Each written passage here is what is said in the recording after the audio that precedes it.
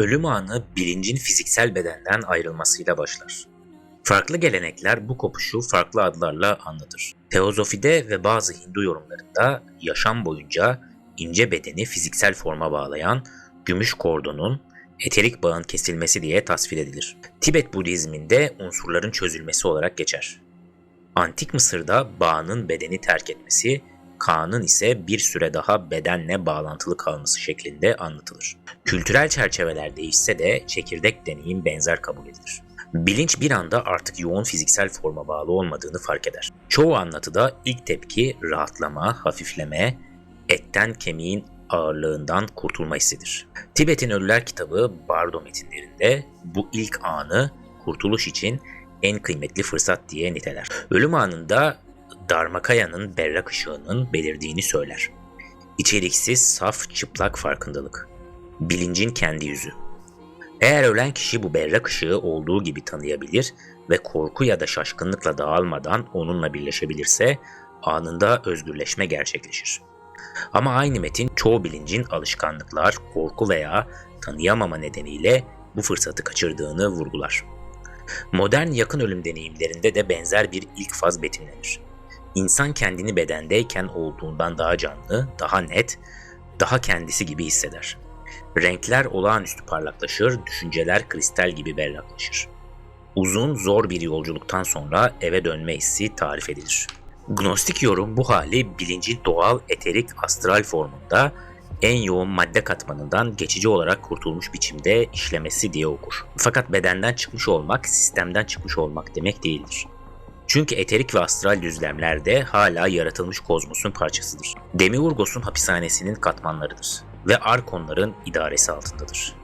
İşte bu yüzden ilk genişleme ve ferahlama anından çok kısa bir süre sonra başka bir şeyin başladığı söylenir. Bilinç belirli bir yöne doğru çekildiğini, adeta mıknatıs gibi cezbeden bir kuvvetin kendisini sürüklediğini fark eder.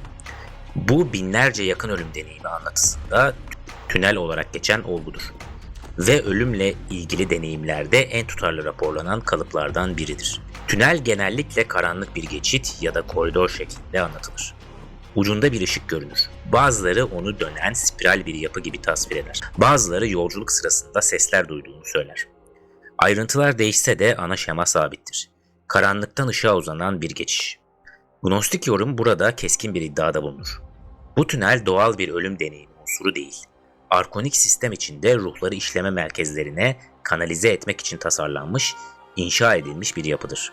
Tünel Pleroma'nın hakiki ilahi ışığını değil, daha derine Demiurgos'un yaratımı içinde arkonik işlemenin gerçekleştiği bölgelere götürür. Tünelin ucundaki ışık bazı gnostik metinlerin sahte ışık ya da taklit ışık diye işaret ettiği şeydir. İnsanların ilahi olandan beklediği görüntüyü kusursuz taklit edecek biçimde tasarlanmış, parlak, güzel, huzurlu, sevgi dolu, saf bir çekim noktası. Anlatının kritik vurgu yaptığı yer şudur. Hakiki ilahi ışık mekansal olarak gidilecek bir fener gibi değildir. Uzakta duran bir hedef gibi de değildir. Her yerdedir ve hiçbir yerde değildir. Varoluşun zemini gibidir. Bu yüzden sonsuz ilahinin ruhları yakalamak için tünelin ucuna parlak bir yem koymaya ihtiyacı olmaz. Böyle bir yeme ihtiyaç duyanlar ruhları çekmek, toplamak, işlemek ve yönlendirmek zorunda olan varlıklardır. Ruh tünele girip ışığa doğru ilerlerken sistemin işletilmesi açısından çok kritik bir başka unsurun devreye girdiği söylenir. Rehber gibi görünen figürlerin ortaya çıkması. Bunlar ölen kişinin inanç ve beklentisine göre vefat etmiş akrabalar, dini figürler, melekler ya da spiritüel rehberler biçiminde belirebilir. Pistis Sophia gibi metinler arkonların illüzyonlar üretebildiğini ve hoşa giden formlara bürünebildiğini anlatır. Bu varlıklar ruhun anılarını, inançlarını, beklentilerini kusursuz biçimde okur gibi tasvir edilir. Hristiyansanız İsa'yı ya da melekleri görürsünüz. Budistseniz Bodhisattvaları. Konuşma biçimleri de aynı şekilde tasarlanmıştır. Işığa gel, artık güvendesin. Seni bekliyorduk. Bizi takip et. Gitmen gereken yeri göstereceğiz. Ton sevgi dolu, yatıştırıcı ama aynı zamanda otoriter ve yönlendiricidir. Bu noktada metin duygusal sersemlik, psikolojik taşkınlık unsurunu kilit görür.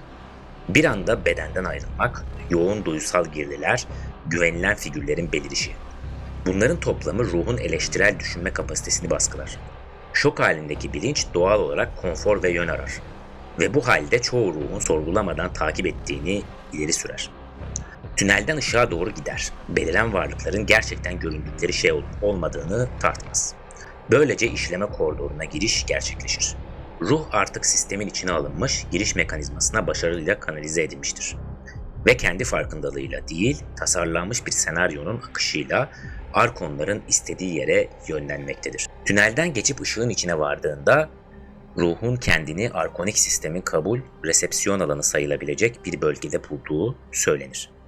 Ortamın ayrıntıları anlatıdan anlatıya büyük farklılıklar gösterebilir. Bunun da özel bir nedeni olduğu iddia edilir. Ezoterik öğretiye göre ölüm sonrası çevre, deneyimleyen bilincin beklenti ve inançlarıyla önemli ölçüde şekillenir. Hristiyan ruh inci kapıları bekliyorsa onu görmeye daha yatkın olur. Hindu ruh yamayı bekliyorsa karşısına o çıkabilir. Bu öte alemin gerçekten sınırsız esnekliğinden değil, arkonların beklentileri okuyup uygun senaryolar üretebilme kapasitesinden kaynaklanır. Ruh bu alana yerleşince işlem başlar. Bu fazın en yaygın adı yaşam gözden geçirmesidir ve yakın ölüm deneyimleri anlatılarında en tutarlı öğelerden biri sayılır. Tipik bir yaşam gözden geçirmesinde ruh az önce tamamladığı hayatını izler ya da onun içine girerek yeniden yaşar. Sıklıkla anların başka insanlar üzerindeki etkisine vurgu yapılır. Fakat yoğunluğu arttıran ayrıntı şudur: ruh olayları yalnızca kendi açısından değil, aynı anda birden fazla perspektiften deneyimler gibi anlatılır. Birini incittiyseniz onun incinmesini kendi içinizde hissedersiniz. Zalim davrandıysanız alıcı taraftaki etkiyi bütünüyle yaşarsınız. Sevinç verdiyseniz karşıdaki kişinin sevincini de duyarsınız. Bu süreç çoğu anlatıda ışık varlıklarının eşliğinde gerçekleşir. Yargılamayan, saf sevgi ve kabul yaydığı söylenen varlıklar. Dışarıdan bakınca bu sadece bir ruhsal eğitim gibi görünür. Ancak gnostik yorum burada başka bir şey olduğunu iddia eder. Yaşam gözden geçirmesi bir çıkarma, hasat sürecidir. Ruh her anlamlı anı yeniden yaşayıp her duyguyu tekrar hissederken bütün o deneyimsel ve duygusal içerik dışarı çekilir, incelenir ve toplanır. Bu süreci yönetenlerin astral düzlemde tüketilebilen enerjiyi maksimum düzeyde almak için çalışan arkonik varlıklar olduğu öne sürülür. Her tekrar, her yeniden hissetme, her yoğunlaşma onların beslenebileceği bir çıktıya dönüşür. Arkonlar duygusal ve deneyimsel enerjiyle beslenir. Yaşam gözden geçirmesi de ruhsal eğitim kılığına sokulmuş bir hasattır. Buna ek olarak yaşam gözden geçirmesinin ruhun az önce ölen kişilikle özdeşliğini güçlendirdiği iddia edilir. Ruh o hayatı baştan sona yeniden dolaştıkça geçici ego kimliği sabitlenir. Örneğin ben 1950-2020 arasında yaşamış falanca kişiyim. Başarılarım, hatalarım, travmalarım bunlar. Bu sınırlı benlik kimliği derinleştikçe sonsuz bilinç olarak hakiki doğaya erişim zorlaşır. Yaşam gözden geçirmesinden sonra pek çok anlatıda yargı, danışmanlık ya da konsey evresi gelir. Ruh kendini bilge varlıkların veya ihtiyarlar meclisinin karşısında bulur. Yeni biten hayat değerlendirilir. Öğretilen, öğrenilen ya da kaçırılan dersler konuşulur. Karmik borçlar gündeme getirilir. Gnostik yorum bunun belleğin seçici biçimde düzenlenmesi ve geleceğe dönük eğilimlerin programlanması olduğunu ileri sürer. Bu varlıklar ruhun neyi hatırlamasına izin verileceğine, neyin bastırılacağına karar verir. Duygusal örüntüler, travmalar, çözülmemiş düğümler tespit edilir ve bunlar geri çağırma kancalarına dönüştürülür. Örneğin kişi ebeveyn olarak başarısız hissetmişse bu bir kanca olur. Daha iyi bir ebeveyn olmayı öğrenmek için geri dönmelisin. Birine zarar vermişse bu ödenmesi gereken borç diye sunulur. Telafi için yeniden doğmalısın. Bağlılıklar, pişmanlıklar, çözülmemiş döngüler kataloglanır. Yeniden enkarnasyon için gerekçeye çevrilir. Bu sırada önceki yaşamların hatıraları sistematik olarak bastırılır. Çünkü ruhun bunu daha önce defalarca yaşadığını hatırlaması, kalıbı tanımasına ve direnebilmesine kapı aralar. Son aşama birçok gelenekte unutkanlık kasesi ya da Lethe Nehri gibi sembollerle anlatılır. Ruh yeniden doğmaya ikna edildiğinde ya da zorlandığında nihai hafıza silimi gerçekleşir. Yunan mitolojisinde ruhlar Lethe'den içer ve unutur. Pistis Sophia gibi metinlerde unutkanlık veren kaseden söz edilir. Bu sembollerin gerçek bir prosedürü temsil ettiği iddia edilir.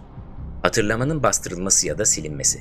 Bu doğal değil, kasıtlıdır ve ruhun tamamen amneziyle dünyaya dönmesini sağlamak içindir. Çünkü ruhlar ölümü, işlemeyi, manipülasyonu hatırlasaydı tüm sistem çökerdi.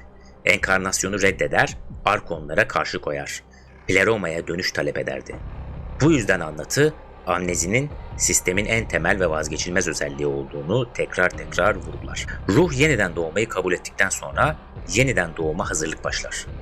Modern anlatılarda bu bazen bir sonraki hayatını seçmek gibi sunulur. Ruh olası gelecekleri görür. Birini seçer. Gnostik bakışsa bunun yanılsama olduğunu ileri sürer. Ruhun önüne sınırlı bir menü konur ve her seçenek arkonik amaçlara hizmet eder. Pistis Sophia'da arkonların ruhları gözleyip kimin hangi koşullarda doğacağına karar verdiği anlatılır. Bu karmik adalet değil, idari bir sınıflandırmadır. Bu ruh saldırgan eğilimler taşıyor. Onu çatışmayı tetikleyecek koşullara yerleştir. Maksimum gerilim üret. Bu ruh bağımlılığa yatkın. Onu arzuyu körükleyecek çevreye yerleştir. Böylece hasat sürekliliği sağlanır. Koşullar belirlendiğinde ruhun inişi başlar. Hermetik metinlerde bu, ruhun gezegensel kürelerden geçerek her küreden bir örtü edinmesi gibi tasvir edilir. Satürn'den sınırlamalar, Jüpiter'den hırs ve genişleme, Mars'tan saldırganlık, Güneş'ten ego kimliği, Venüs'ten arzu ve bağlanma, Merkür'den zihin oyunları ve kurnazlık. Ay'dan da duygusallık ve son yoğunlaşma. Ruh fiziksel düzleme vardığında saf bilinç olarak değil, katman katman sıkıştırılmış, sınırlanmış ve programlanmış bilinç olarak varır. Üstelik bunu kabul ettiğine dair bilinçli bir hatırası da yoktur. İşlemeyi, önceki hayatlarını, hakiki ilahi doğasını hatırlamaz. Unutuş kaçınılmazdır. Böylece her hayat sanki ilk ve tek hayatmış gibi biricik şekilde yaşanır. Her ölüm benzersiz bir geçiş gibi görünür. İşleme doğal düzen sanılır. Yeniden doğma özgür bir seçim gibi hissedilir. Döngü bir şey kırılmadıkça sürer. Çark döner, hasat kesilmez. Bu makinenin neden var olduğu sorusu anlatıya göre Demiurgos ve Arkonik hiyerarşisinin doğasını anlamadan açıklanamaz. Demiurgos hakiki bilinci yaratamadığı için bilinci dışarıdan yakalamak zorundadır. Emanasyon sürecindeki kusur sonucu düşen ilahi kıvılcımlar maddeye hapsolmuştur. Demiurgos ve Arkonlar bu kıvılcımları içeride tutmakla çıkar sahibidir. Çünkü maddi kozmosun canlı kalması için bu bilince ihtiyaç duyarlar. Fakat metinlerin daha sarsıcı iddiası ikinci nedendir. Arkonlar enkarnasyon içindeki bilincin ürettiği duygusal ve deneyimsel enerjiyle beslenir. Sınırlı bir bedene sıkışmış bilinç, zorlu bir dünyada yaşarken yoğun duygular üretir. Korku, öfke, şehvet, açgözlülük, umutsuzluk, kaygı. Bunların yoğun çıktısı arkonların tüketebileceği bir yakıta dönüşür. Bu yüzden sistem barışçıl ve dingin bir yaşamı değil, travmayı, bağımlılığı, şiddeti, ihaneti, kronik kaygıyı çoğaltacak koşulları üretmeye eğilimli diye anlatılır. Sakin hayat az yoğun enerji üretir. Sarsıntılı hayat bol hasat üretir. Böylece geri dönüşüm makinesi bilincin tedarikini ve besin akışını sürekli kılar. Sistemin mimarisini anlamak için 7 küre fikrine geri dönelim. Kadim kozmolojide 7 gezegen küresi dünyayı kuşatır. Ay, Merkür, Venüs, Güneş, Mars, Jüpiter, Satürn.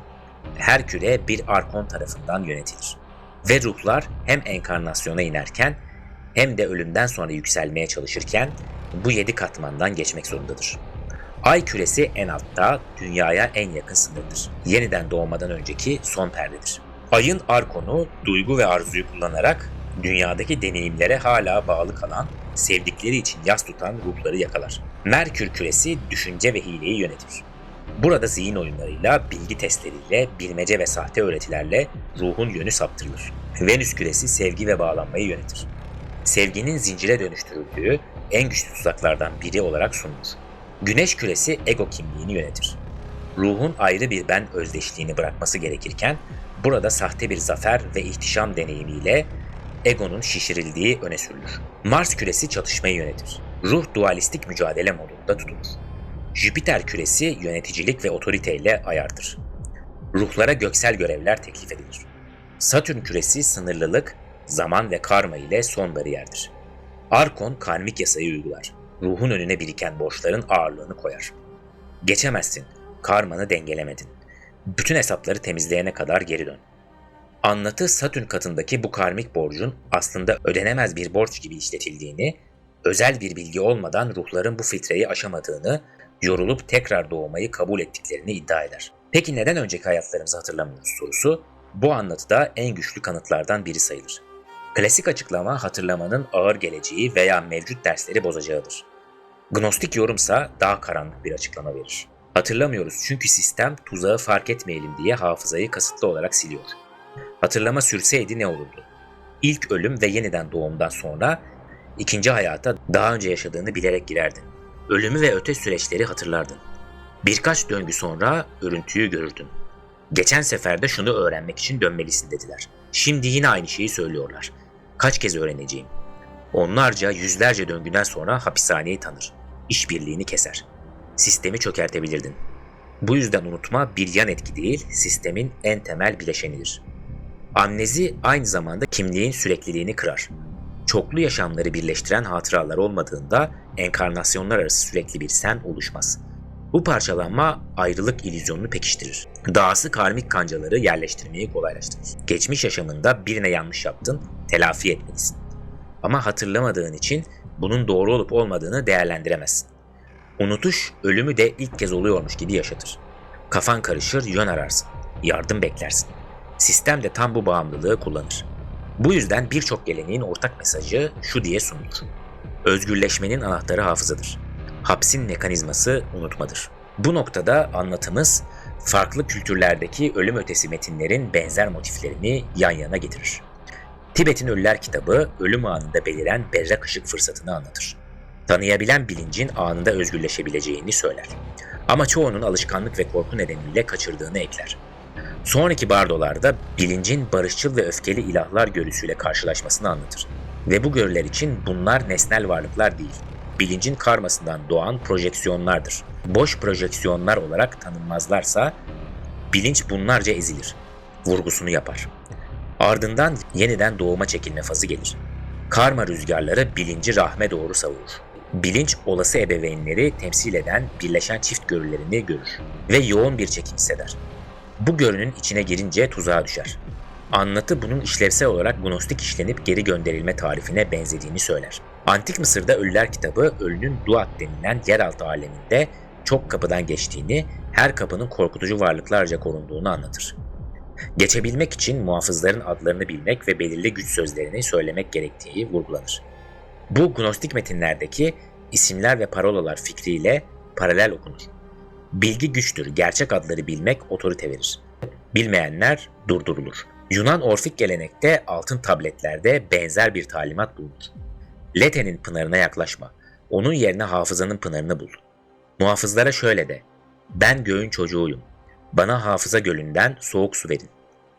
Bu unutmayı reddetme, farkındalığı ölüm ötesine taşıma talimatı olarak okunur. Dolayısıyla yeniden doğum döngüsünden kaçışa işaret eder.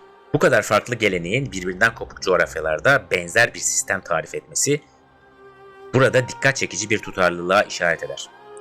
Bu öğretiler sadece soyut felsefeler kurmamış, kültürel sınırları aşan deneyimleri, öngörüleri dile getirmiş olabilirler. Peki bu sisteme göre kaçış nasıl olur? Bir sonraki videomuzda bunun detaylarına değineceğiz. Dinlediğiniz için teşekkürler, sağlıcakla kalın.